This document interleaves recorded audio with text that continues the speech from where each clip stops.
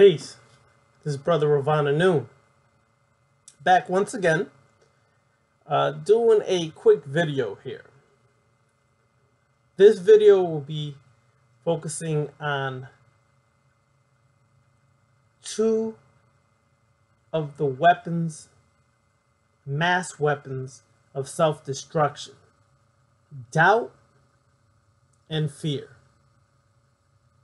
Doubt really is a debilitating and crippling aspect of humanity. Doubt is something that holds us back on our path, on our journey, achieving our goals, whatever the case may be. Doubt is a serious weapon of self-destruction. I'm coming from the book The Enlightened Luciferian by Simon Mark Alvarez. Doubt and lack of confidence is mankind's worst enemy. I will say it again. Doubt and lack of confidence is mankind's worst enemy. Not even the most disciplined and greatest soldier or other military personnel who is currently engaged or previously engaged in combat against the enemy has a greater enemy than himself. Think about it.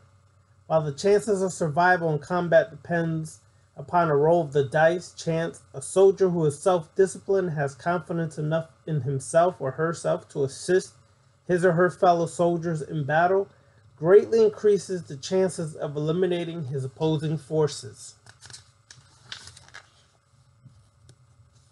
With his fellow soldiers, somehow, and yet so strangely, that confidence is a key ingredient of saving lives in battle and also in the civilian life. The soldier that lacks confidence and self-discipline is a greater threat to himself and his fellow soldiers while in combat.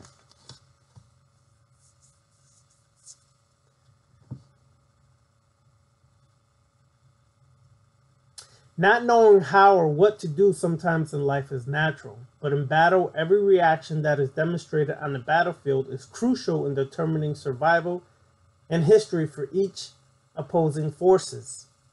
That soldier, while he may have someone on the opposing forces trying to kill him by any means necessary, surely mankind can never have a greater enemy than himself or herself. His or her confidence is the sword and the shield that conquers any fear and or doubt that person is always in danger of feeling. That most terrible and dreadful, so horrible word that should be removed from every single dictionary and every human being's mentality, that deprives humanity of success and prosperity. That word is doubt. Confidence, on the other hand, having true faith in yourself and not a higher being, greatly increases the chances of successfully receiving whatever it is that person or you most desperately wants. So exactly determine what it is you want, and do not let doubt creep in for any reason whatsoever in what you're trying to achieve. The problem is that we doubt ourselves. We doubt our abilities. We doubt our gifts. We doubt our potential. We doubt our mind. We doubt a lot of things. And one of the major reasons why it comes back down to our social programming, how we were raised, our parents and their belief system. Many of us were raised by parents who were Christians, some were Muslims, some may even be Hebrews or Jews. But that has a profound effect on your upbringing. If your parents always tell you, don't worry, leave it up to God, Jesus will make a way, God will make a way, then you automatically are being programmed to not have confidence in your own abilities, in your own gifts, and in your own power, in your own consciousness. If you're always leaving it up to some external source or external being or angels or some gods and goddesses, what you're essentially doing is crippling yourself. You're crippling yourself from being the God that you can be, from being the master over yourself that you can be. And this leads to not having confidence in your abilities, not having confidence in yourself, which leads to doubt, doubting everything about yourself. You may have shown yourself time and time again to achieve great results, but you cannot take that upon yourself as being something you did, and rather pass the buck to some external source or being or entity that cannot be proven, that has not been seen, and the only answer you can give me is, I feel Jesus. Shit, I feel a damn mosquito on me. The difference is the mosquito is real, and I can eliminate it if it gets to be a nuisance. But I cannot really determine if Jesus is touching you or touching your heart. Because what happens is you're going back to a subjective experience that is based upon you and your perceptions and what you determine to be real. But you cannot prove that in the objective sense to other individuals who may not have that same experience. Does it make it real? No, not in the least bit. But this is what people will do when they cannot convince you of some spooked out deity being real. They will go to the subjective and then penalize you for not accepting their subjective experience. The problem here is if we don't go into the subconscious mind and begin to break the programming that was placed in there by our parents, by the media, by history books, magazines, fashion designers, musical icons, and music in general, then essentially what thoughts are really yours? What thoughts are really yours when we've been influenced by so many external sources? What really determines your own thoughts? What really determines your own choices? When a lot of your choices are based upon your perception, which has been, once again, influenced by your social programming and conditioning. So, how do you eliminate doubt? By determining that a result was based upon your actions and your actions alone. It wasn't God who opened the door for you to receive the job. It was your ass going to apply or applying online, submitting your resume, going to the interview, you did an amazing interview where you wowed the interviewer, and they felt that you were the best suited candidate for the job. God had shit to do with that. But your asses will constantly point out that God did this, and God did this, and God is holy, and God is right, and God knows the way. Meanwhile, the same God that you're promoting, the same God that you're giving props to, is bombing the hell out of cities across the United States with their racist bull crap, bullying cops, gangs, violence, crime, drugs, diseases, etc., etc. God created everything. God is in control of all. This is what you teach. But you're poisoning your mind if you keep accepting that as being real.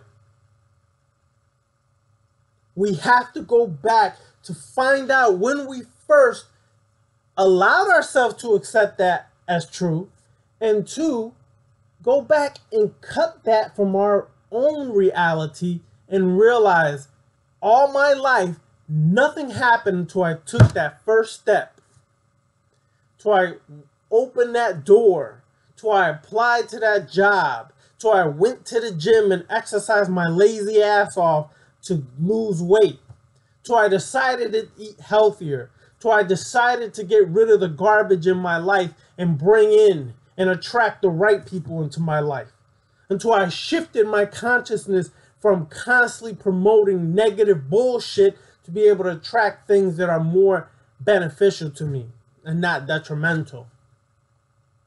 Fear. Fear is something else that debilitates and cripples human beings. We are afraid of everything, though we think we are not. What do I mean by that? We say, I want to do this, I want to be the next business success, I want to do that. But we, in the same token, while we're speaking and saying that, our actions show that we have fear of our own success. We have fear of failure. We have fear of being rejected. But let me tell you from my personal experience, and others can verify this through their personal experiences, if you're afraid to fail, you will never succeed. Failure is a part of life experiences. The failures have led you to more wisdom, because now through those failures, you learn ways to succeed better, more optimal choices that led to more success. But unless you fail, those experiences or experience of failure do not open your eyes to what exactly caused you to fail, because sometimes our own arrogance can get in the way, not realizing that we're going to fail somewhere along the line. Every great billionaire, millionaire has failed multiple times over. They failed more times than they succeeded. It only took one time to succeed to become a millionaire. This is the reality of life. Why is that important on the left-hand path? Because on the left-hand path, we walk a path of challenge, meaning we challenge ourselves about everything. You challenge yourself to face your own bullshit, to face your doubts, your insecurities, your fears, your weaknesses, your failures. You challenge yourself to rise above that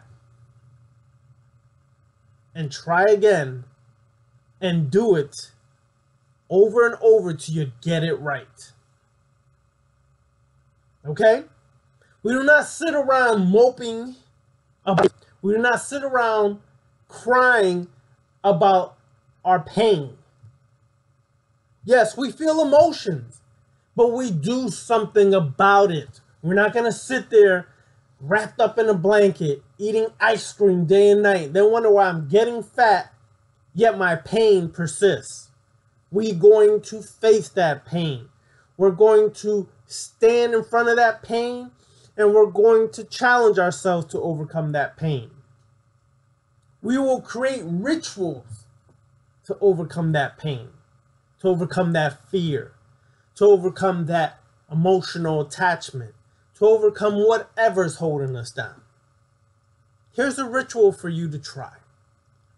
But of course, as I always say, personalize this ritual to make it yours. This is just an example. Okay?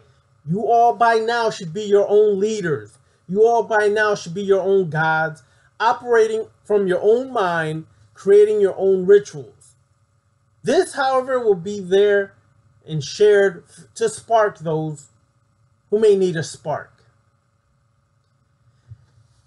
Go into your sacred space or your ritual space. Put a black and red candle, a statue of Kali at the center of your altar, or an image of Kali at the center of your altar, and the red candle on the left, the black candle on the right, or vice versa, however you choose. Light the candle. You light your incense, whether it's sandalwood, frankincense, or whatever you find that is more beneficial for your ritual work. Chant Om Krim Kali Kaye Namaha 108 times. If you're too lazy, at least 18 times. Okay?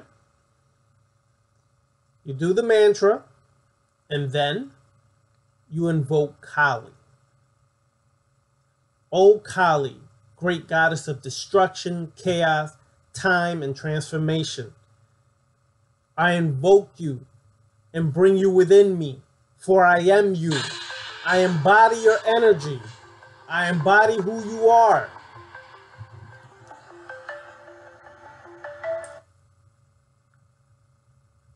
I embody who you are, for I am you and you are me.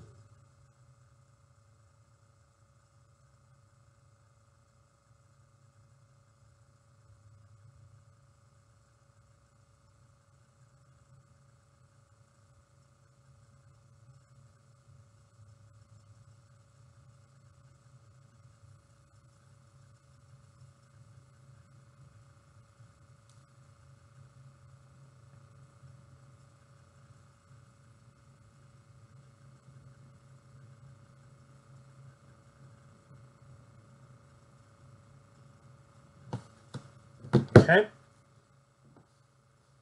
You invoke in that manner, however you choose. Then visualize yourself walking through a forest, walking through a lot of vegetation or jungle, whatever people want to call it. And as you're walking through the jungle, you meet these different obstacles or entities. And each one of those obstacles or entities represents one of your issues, insecurities, doubts, fears. And visualize yourself walking up to, let's say, failure. You walk up to failure and you address failure. Failure, you've taught me so much. You've given me wisdom on how not to fail anymore. But failure, I do not need you to keep holding me back and keep escalating my fears and doubts about myself. And take Kali's sword, two-edged sword, and chop the head or chop whatever it is that represents failure. Chop it off and go on to the next issue or whatever may pop off in your mind that you need to face. Do this ritual until you've confronted all those aspects of yourself. Then afterwards, meditate on what just occurred in the ritual, and listen to what comes from your subconscious, and then close the ritual in your liking, in your manner. Try this. I have a ritual laid out just for this that I've created last night working with Kali. For those interested, you can contact me at darkoccultist99@outlook.com. But fear and doubt are weapons of mass destruction, self-destruction, I should say. Weapons of self-destruction. Okay? But those two things in particular, you really have to face and pay attention to in all of your dealings in life. Even when you're doing rituals, because some of you all have fears of facing your demonic self or facing that darker shadow aspect of yourself that has been buried in the things that may raise up that you're afraid of. Some of you all need some serious work on yourself. You can't continue to go through life doubting everything you do, because then it negates every time you get in or achieve or progress, you take yourself right back to where you were with the doubt. So basically you're doing these things for nada. So take action, challenge yourself, look at yourself and say, it is time to transform and not be what I was before. You should challenge yourself every day to be greater than you were yesterday. That is the work on the left-hand path. That is what we try to accomplish. the rituals serve as a basis to confront those aspects of ourselves.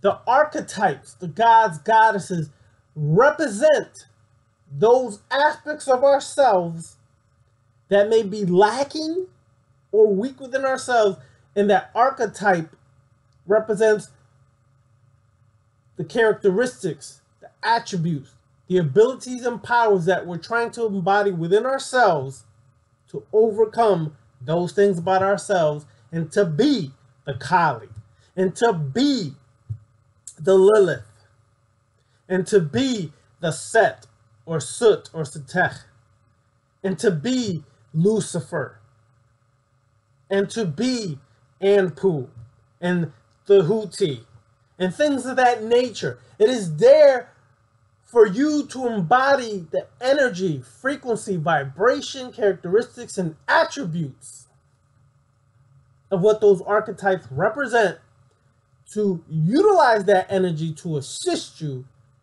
in overcoming what holds you back. This is a serious work. And it is more serious than we can imagine.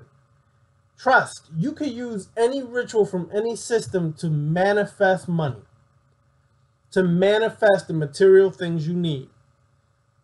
But on the left-hand path, the main focus is overcoming your obstacles, blockages, insecurities, failures, weaknesses, doubts, etc., about yourself. Because when you do that, you will open the floodgates for a natural flow of abundance, prosperity, and good health. But that's the reality we refuse to face or focus on because we all want a quick fix. And there's nothing quick about dealing with your bullshit. Depending on your age, some of y'all 25, that's 25 years of bullshit and programming you have to go back and fix and redo. If you're older, that's even more years. So please stop looking for a quick fix and think just you did a ritual and all your answers or all your problems have been answered or taken care of. Nah, you're going to have to do work multiple times. Sometimes rituals 7 to 10 times or more till you get it right. What do y'all think Beniti, myself, are here trying to accomplish? It's not about all the ritualistic work. It's about what the ritualistic work achieves in the great work of becoming the God over yourself and dealing with the issues within yourself that you need to master and overcome to become that very God. That's what this work is about. This is what we've been promoting since we've been on the scene. Since Awakening Universal Minds, before Awakening Universal Minds, and now to the present day. The vampire represents the archetype of God Self.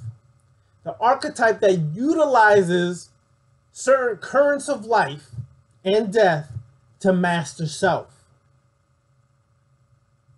It represents an individual who is a master over self, who has the power to control self, to utilize life forces for enhancement, and to utilize spiritual forces for empowerment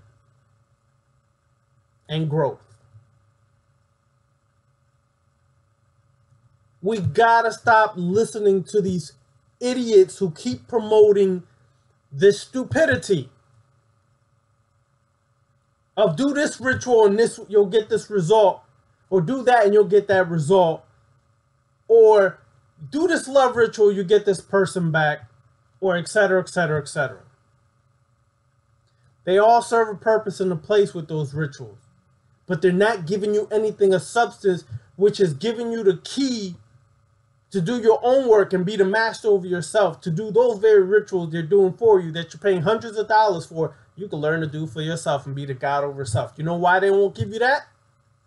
Because you take away their money, their finances. Then if you do that, they have nothing to fall back on, and they're idiots and ignorant fools, many of them. So they capitalize off of the weak-minded. Then they pimp you dry.